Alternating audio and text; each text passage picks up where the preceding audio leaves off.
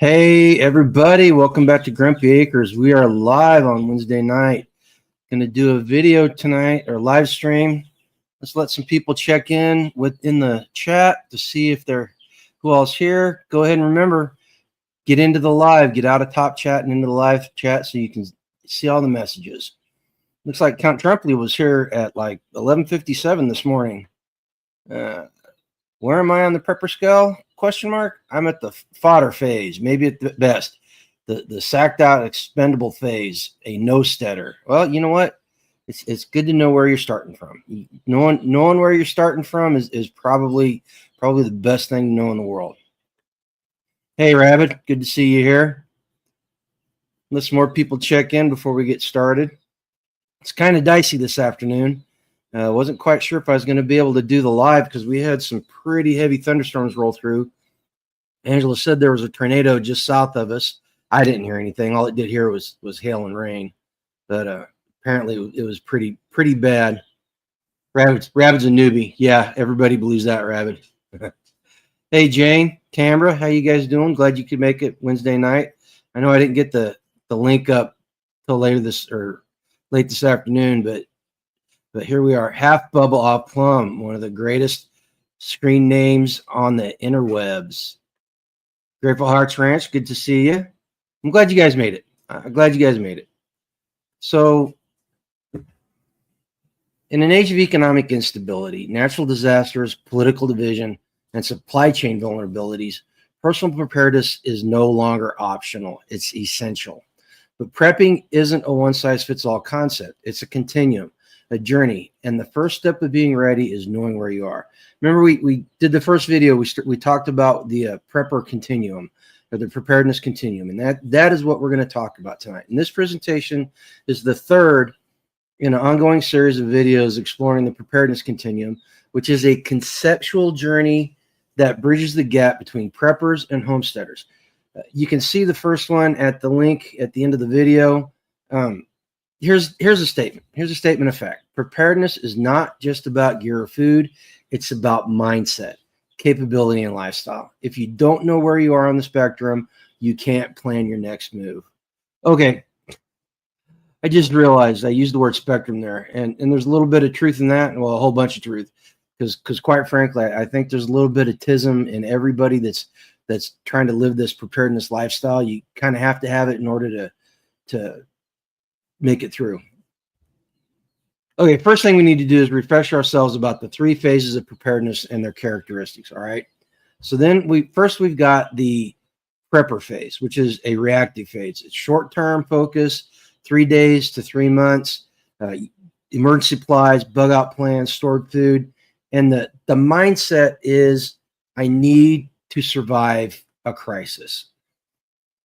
Okay, the next step is the prep steader. Now, this is midterm resilience, 6 months to a couple of years maybe, and you start focusing more on small livestock, gardens, water collection, solar, stuff like that. It's more long-term solutions to your problem, and the mindset changes from I need to survive the crisis to I don't want to rely on failing systems. And I think for the most part, if we're completely honest, a lot of us get out of the prepper phase really quick and get into that prep steader phase because we understand that prepping is a finite solution to something that may be infinite, right? So we start talking about longer term.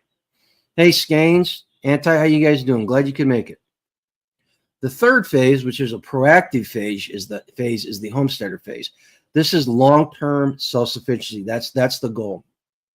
You start looking at food production, off-grid systems, bartering skills, etc. These things that make for long-term self-sustainability. And the mindset becomes, I'm building a way of life, not just surviving. Now, I use that phrase, I'm building a way of life, not just surviving. Truth be told, it's like that in every phase, but once you hit the homesteader phase, it becomes more of a lifestyle than skills that you use in your life, if that makes any sense. The next section, next thing we want to talk about, and this, guys, this is probably going to be a very quick video or video live. If you're new to the channel and you like this type of content, think about subscribing, would you?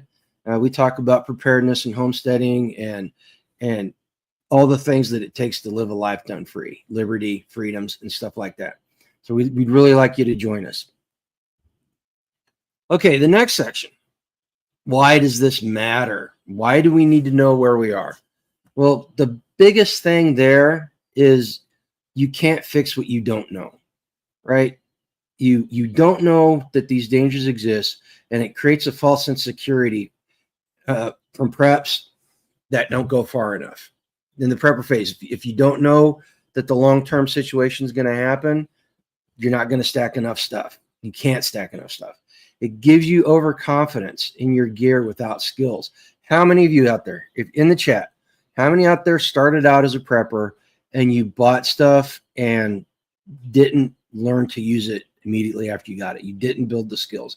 I know people that had the greatest bug out bags in the world that still had equipment in it that was in the original wrapper. So it's out there. Go ahead and fess up if you're in the chat and you had something like that in your life.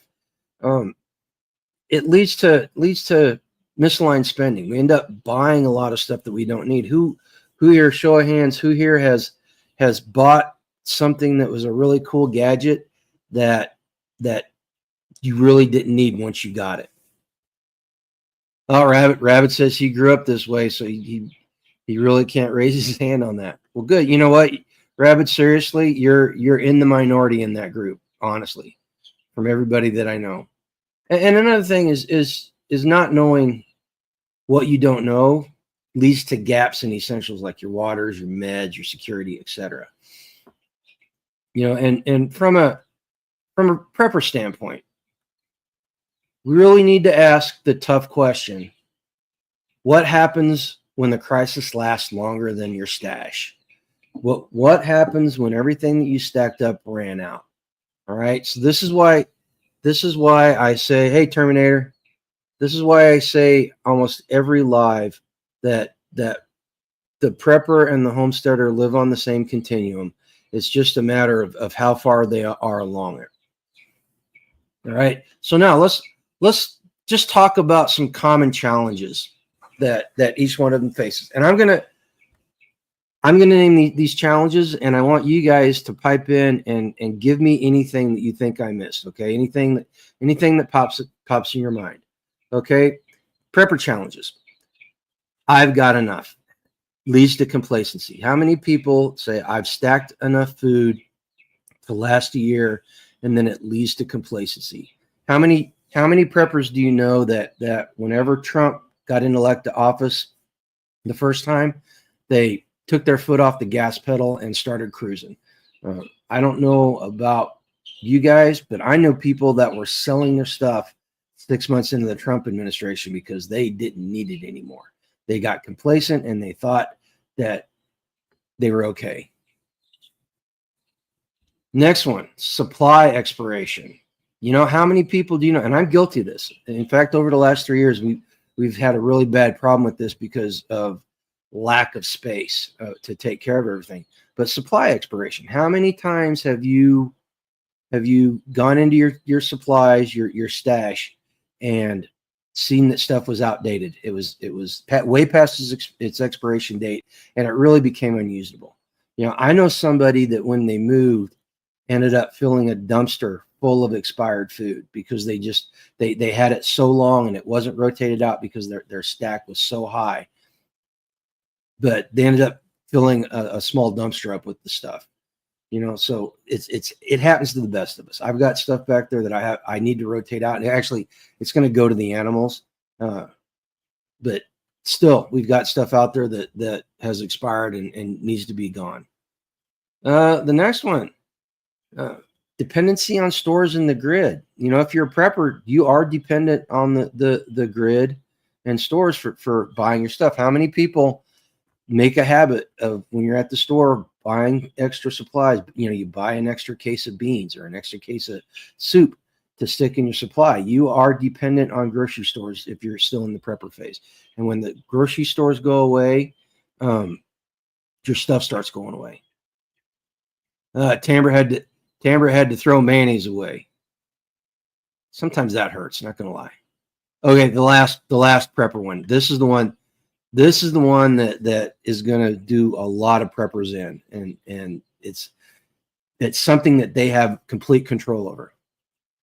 Whenever you're prepping, one of the things that you tend not to do is get practical experience in the more complex food storage and food preparation things. Example, cooking from scratch.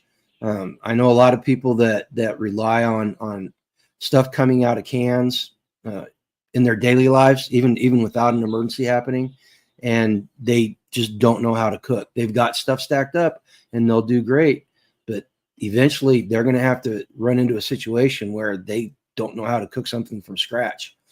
Rabbit says, I went through and found a few things from 2008. A couple of cans were bad, but I tried the potted meats and a few other items and found that they were okay.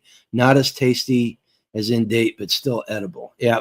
The just FYI for anybody that's new to prepping here and you're wondering about expiration dates. Those expiration dates are when the manufacturer can guarantee that those foods are still at maximum nutritional value. Once they go past the expiration date, you'll start losing nutritional value and you'll start losing quality of food. And that's what Rabbit's talking about. You know, that food, it was still edible, it was still calories, but probably was not the best. I found some ravioli that was in that state. Chickens ate it, but I wouldn't touch it. Okay. So now we're going to move on to prep starter challenges. Now remember, the prep starter phase is the transitional phase between prepping and homesteading. See, Tamber, that's where we want to be. We want to be so we're not dependent on the grocery store, so we don't have to go to the grocery store. So the prep starter challenges. The biggest one that prep starters run into is the fact that time and skill demands grow. It takes more time once you start growing small livestock and you start doing water collection and you start doing all these things. It takes more time out of your day to do all this stuff. And time is one of the few resources that we cannot get more of. It's a finite amount, and it's disappearing every second. Another thing prep starters can face, and some of you may have felt this personally. Initial investments can be costly. You know, you're living in an apartment and you're prepping, or you're in a suburban household and you want to turn your backyard into a garden. It costs money. It costs money to do all these things. It costs money to build pens. It costs money to build infrastructure, even on a small scale. And it can cost a lot of money, especially now with the supply chain problems starting up, just like they were back during COVID.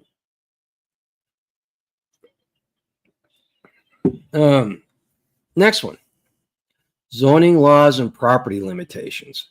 This is a huge one. If you do not own property, if you own a 3/4 acre lot in suburbia, or you just got a little tiny backyard at a condo, property limitations physically, you can grow a lot of food on 3/4 of an acre, but it takes a lot of skill and effort, right? And you're limited by how much space you've got. And the other thing is zoning laws. The big zoning question in America right now is chickens. There's a lot of municipalities that don't want chickens inside the city limits. They don't want roosters. Where my son lives, they wrote the chicken laws so that almost 99% of the people in the city cannot own chickens, just because it has to be within can't be within a certain amount of feet of a building, can't be within this far of a fence, all these other things, and so the zoning laws are a real pain. And this is why we want to change these things. We want to get involved locally and start changing these. And the next one, and this one, I think a lot of people here could probably attest to this too. Whenever you start making the change into prep steading and homesteading, it puts a strain on social relationships and family relationships. You know, the people that thought you were weird as a prepper are going to think you're even weirder as a prep steader. You know, raising your own animals and butchering them. They're gonna think that you're weird, the things you talk about, and it does. It puts a lot of strain on it. If you're lucky enough to find a partner that is on board with you on it, then that's awesome. It makes it so much easier. Yeah, Tamara doesn't want.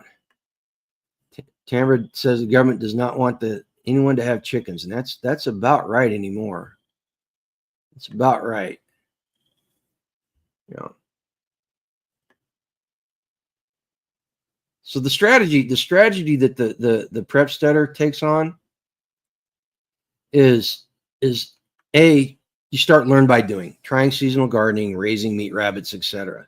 You know, we learn our skills by experiencing them firsthand. We do it as well as we can, and we learn and we learn and we learn. It takes quite a while. These people that think that they're just going to start gardening at the drop of a hat and be successful, yeah, it doesn't work that way. You know, another thing that prep steaders start doing, and we did this as a couple, is they join local homestead and barter groups. You know, the group that we're in now, we met them when we started moving into the prep steader phase. The next strategy that a lot of prep steaders do is they start taking online or in-person workshops. You know, that you go from doing the survival training workshops into practical skill workshops, like learning how to weld or canning or making cheese. You start doing things like this and honing those skills, if you will. All right. Let's see. Skane says, at this point, there won't be a partner unless he's 100% on board. Yep, absolutely. It's the best way to get it. Rabbit says he's all by himself now, so you get all types of looks. Yep. That crazy guy that lives down the road. All right. The third one, homesteader challenges. Biggest challenge. I'm here to tell you. And this can start in the prep steader phase, but it really starts happening in the homesteading phase. Is it's easy to get burnt out and overwhelmed. You do not get a vacation. You know, you know, we used to say that we were slaves to the system, but whenever we started homesteading, we became slaves to the homestead, because it's a 24/7 operation, and you have to be watching it all the time. And if you can't watch it, then you need to have other people that can watch it for you. You know, and having somebody locally that can watch the homestead is awesome. And that goes into what I was just talking about, the need for consistent systems and backup plans. You know, if you're living an off-grid lifestyle, what happens if your solar pump for the water goes out? How do you get the water out of the well? Or if it snows and it's cloudy for 3 days, what do you do if your solar power is not generating any electricity, right? So you have to put in a lot more systems that work consistently and have backup plans for when they don't work. The next one, legal and regulatory interference. This is a big one, and this is becoming more and more of an issue in the country, because more and more governments are figuring out that by people being self-sufficient, they have less control over them. There's a lot of laws popping up that are meant to curtail what homesteaders can do. Case in point, raw milk legislation or laws. You know, that's meant specifically to keep people from starting small dairies and selling their own raw milk. Same thing, you know, here in Kansas, if we want to sell things out of our greenhouse at a farmer's market or something, the state wants to certify our greenhouse. They want to come in and inspect it, make sure it's okay by government standards, which is one of the reasons why we will never be selling produce at a farmer's market that's regulated like that. And then the last one, social isolation. This is a real thing. This is a real thing. And like I said, you become a slave to the homestead. And I don't mean that in a bad way. It's a good thing. But you become isolated, and you end up being with very few people on a regular basis because you're spending so much time on the homestead. In 2023, I spent almost 6 months on the homestead. The only time I left was to go to work or go to social engagements that my wife drove me to. All the rest of my time was spent here on the homestead. All right. So what are the strategies that the homesteaders try to employ? The first one is you try to build strong community ties, right? You join a church, you meet people in MAGs, the mutual assistant groups that we talk about, and you get to know your neighbors. You start building these community ties so that you've got a healthy net underneath you, right? So we were thinking about it. We were thinking about it yesterday. 3 years ago, we did not have a single person that we knew that could get us fresh milk, right? Hey, Susie. Susie says Gray's doing chores. She's been snowed in for 6 weeks and never saw anyone during that time. You learn to shop once a month and have a good garden. Absolutely. And Susie, correct me if I'm wrong. It really does start wearing on you mentally, not being around people, whether you like people or not. Eventually, it does start getting to you.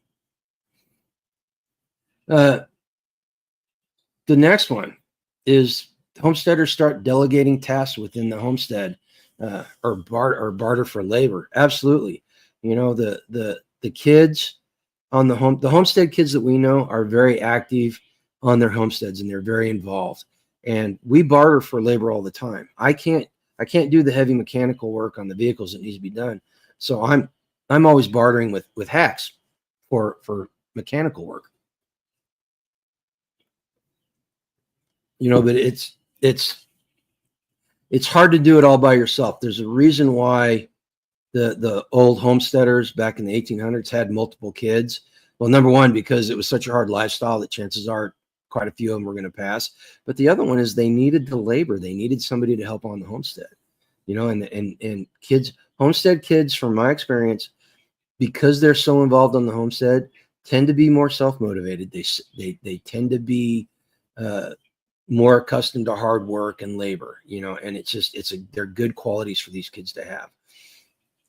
The next one is you invest in passive systems, gravity, water, perennial crops, etc. These things that doesn't take any energy to do.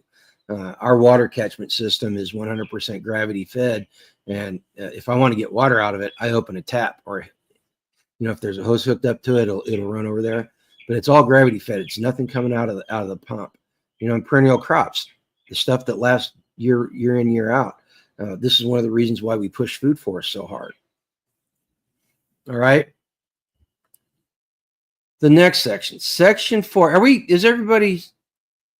Canberra, I go to the feed store and the liquor store. Two important things on a homestead, right? Are there any questions up to this point? Anything you guys you see that I'm missing, or you want to pipe in about? Yeah, there's a good mental health exercise right there. Talk to your chickens. I'm used to it because I grew up out in the country. Neighbors were about 5 miles away. Oh yeah, I talk to the animals every time I go out, Susie. I'm sure people think I'm crazy when they come to visit. Yeah. Okay. So one thing that we need to do, and you should start this as a prepper, but it moves all throughout the continuum, is you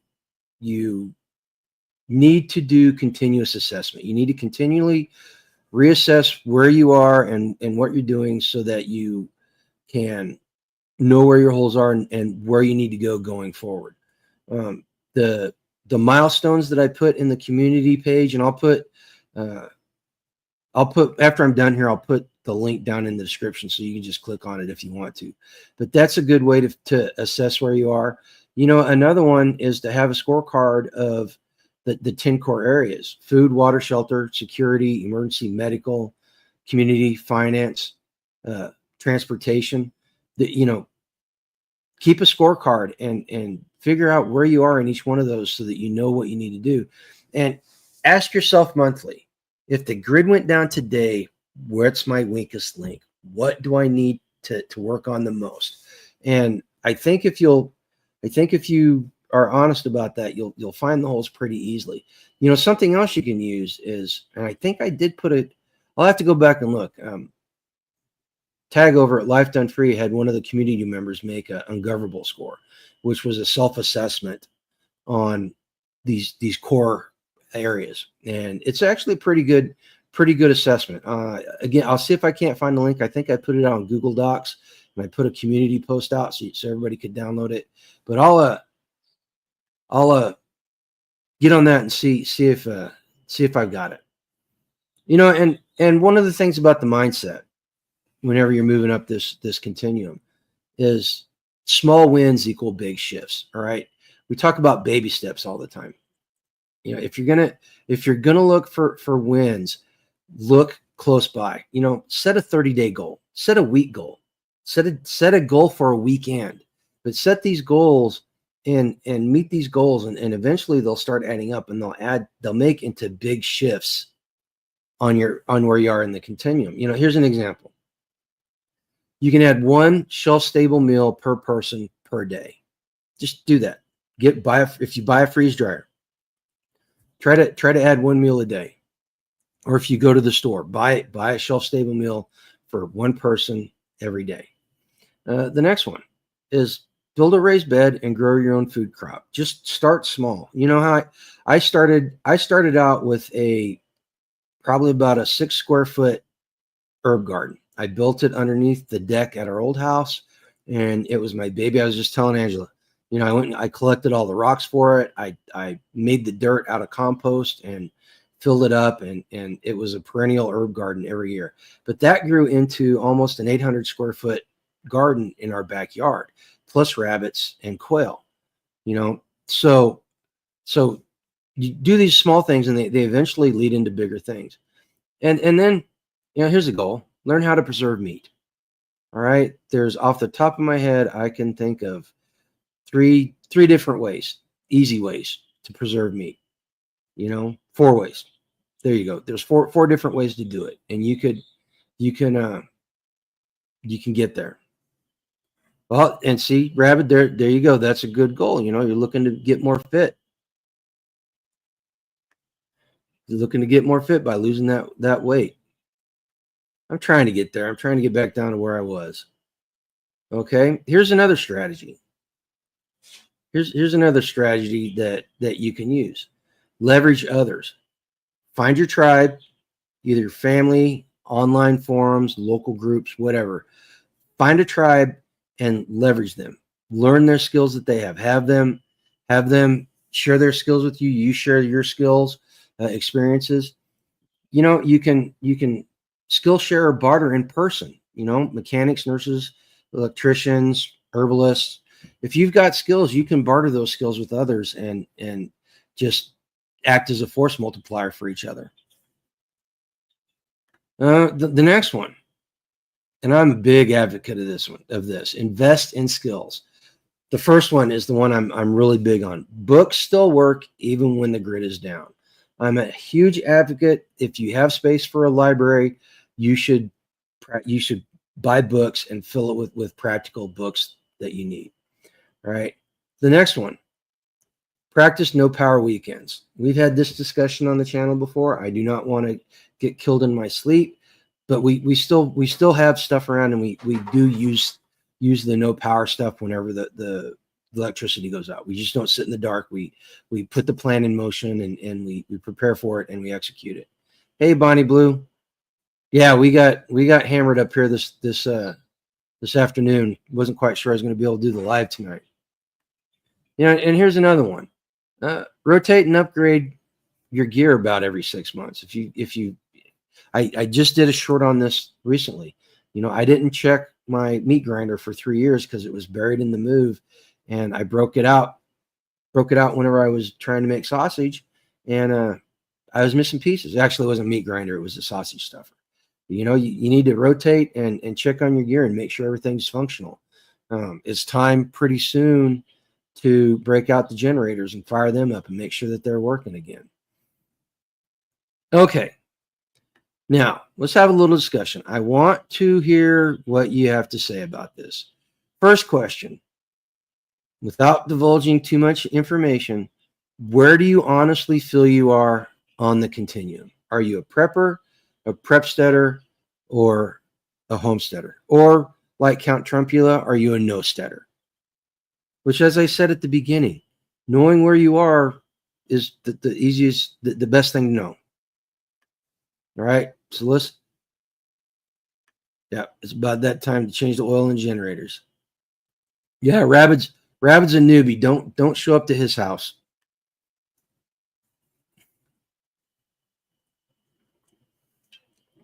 Come on, let's have somebody else chime in. I know you're all out there, and don't be ashamed. You know what? We were just moving into the homestead phase before we moved, and we got kicked all the way back to the prepper phase because I literally spent 3 years fixing this place up, picking up trash, building infrastructure, and starting to do that stuff. And then we moved into the prep starter phase, and now we're finally doing homesteading type of stuff again. So we're somewhere late prep steader, early homesteader phase. Tiger says that they're prep steaders.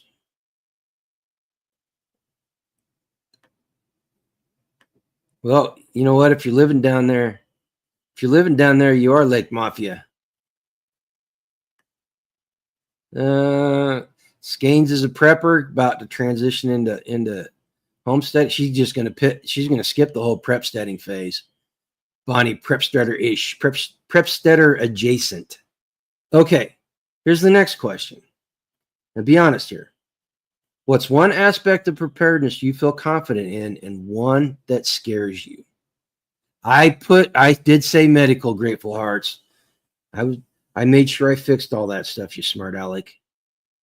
Hey, Independent Mini. So what one aspect of preparedness do you really feel confident in, and what one scares you? So mine personally is our food production and our food storage. I feel confident in that because we're always learning new skills, and we're always learning these things, and we can put systems in place, or we have systems in place that will last us long enough to get more perennial systems in place, if that makes sense. You know, and the one that scares me is probably a toss up between water and medical. You know, talking with Chuck Peoples from Homestead Medical and working at a hospital, the one thing that always used to amaze me about the emergency room at the hospital was how much material they used whenever somebody showed up in an ambulance on an emergency, and they were working on them. It takes a lot of stuff to do medical. And then with water, you know, if you've been on a homestead for any amount of time and you start getting animals, you start realizing exactly how much water it takes per day. You know, they say in the prepper phase, your 1 to 2 gallons a day per person is good. You know, we're in the prep starter phase. I can tell you right now that on an average day in the summertime, we will use 70 or 80 gallons of water just for the animals to drink and the garden and all that stuff. Okay. Tamara, I don't have nearly enough medical supplies.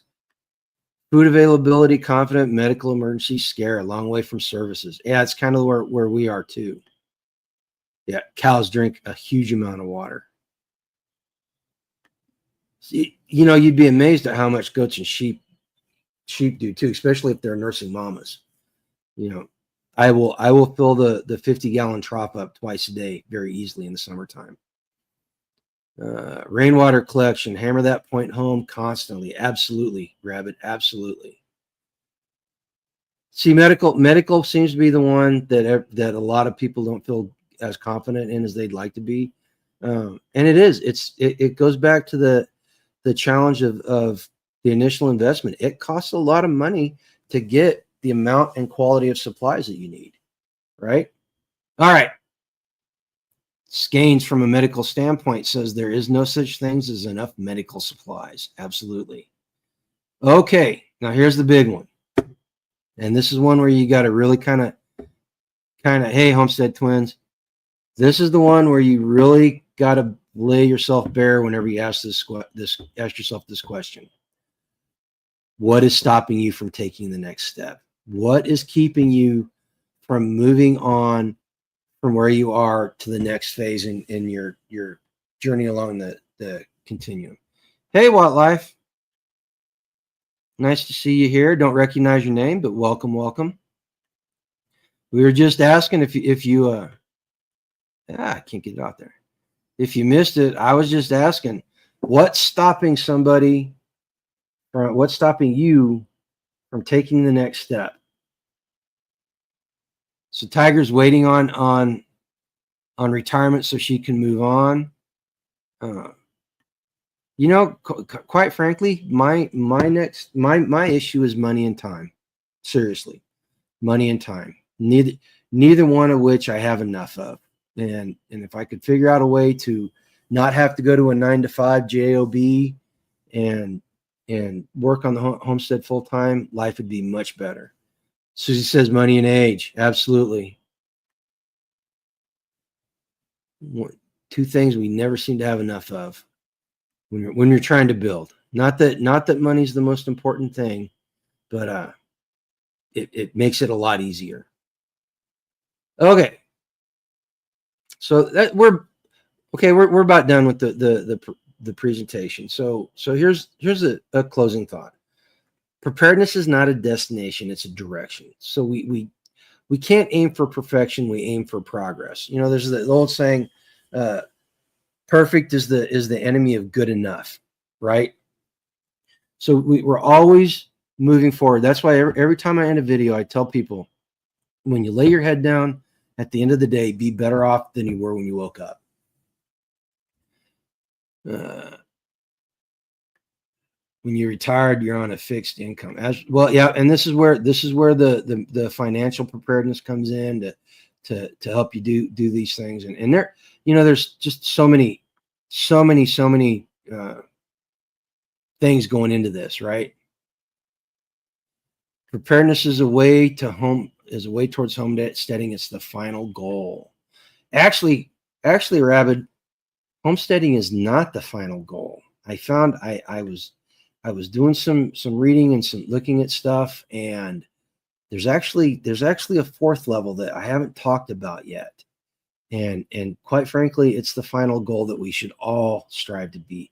But you're not going to learn about that tonight. I'm gonna save that for another presentation. I'm not quite sure when it is. Oh, hang on. Give me a second. I'll look. I'll tell you how many videos it is until we get there. No. Dun, dun, dun.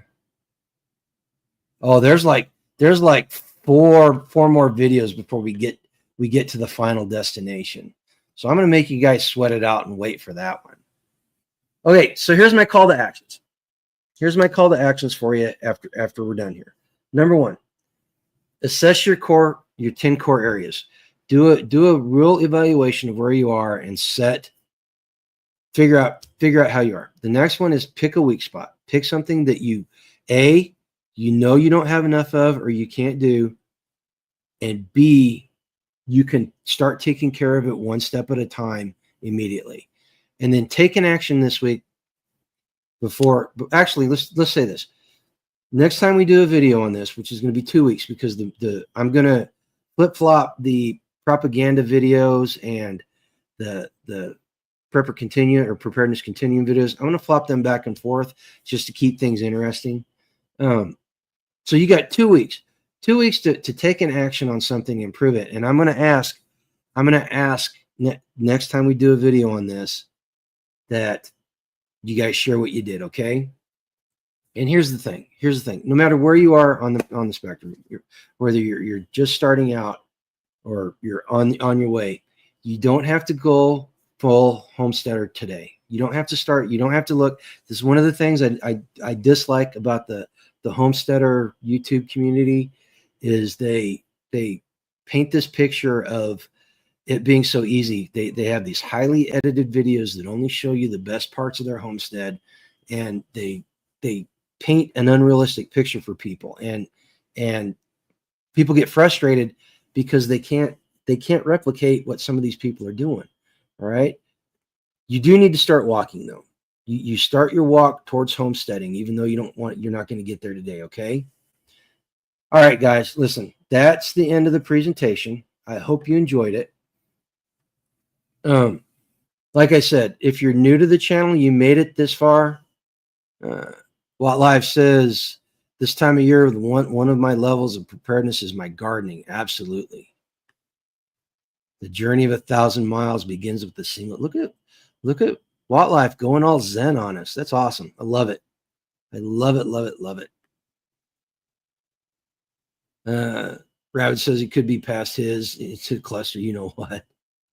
If you're new to the channel and you made it this far and you like this type of stuff, go ahead and subscribe to the channel. Like I said, we talk about preparedness, homesteading, liberty, and all the bits and pieces that go together to make it so you can live a life done free. If you want to help the channel out, hit that subscribe button and go down below in the description and use our affiliate links to get yourselves some stuff that will help you become more self-sufficient and feed yourself and keep you healthy. All right. We want people to help us by helping themselves, right? Oh, look at Tiger. Look at Tiger. They're working on the cabin. That's awesome. That is awesome. I hope you don't reach the point that I reached in mine where I wanted to burn it down. Hence why we're here. But you know, work on it. Work on it. Peace, love, and oh man, I may make a t-shirt out of that one, Wildlife. I got to figure out a good month for peace, love, and bacon grease. But anyway, listen, guys, seriously, I'm glad you joined me tonight. I hope I gave you some food for thought. Think about those call to action. 2 weeks from now, I'm going to ask you what you did to make things better for yourselves. If you didn't, I'm gonna get on you. Oh, running electricity. All right. Most importantly, after you comment down below and tell me what you think, tell me how bad I am or how good I am, just comment. Go out tomorrow and live a life done free, okay? Take care. And with that, I got a new commercial too. Watch this new commercial. Want to make the most of your harvest? With a Harvest Right freeze dryer, you can preserve garden produce, build a reliable emergency food supply, and create healthy snacks for your family, pets, even your next camping trip. Unlike traditional methods, freeze drying retains flavor, color, and over 90% of the food's nutrients without shrinking or toughening your meals. From homesteaders to hunters, this is the ultimate food preservation tool. Ready to level up your preparedness and pantry?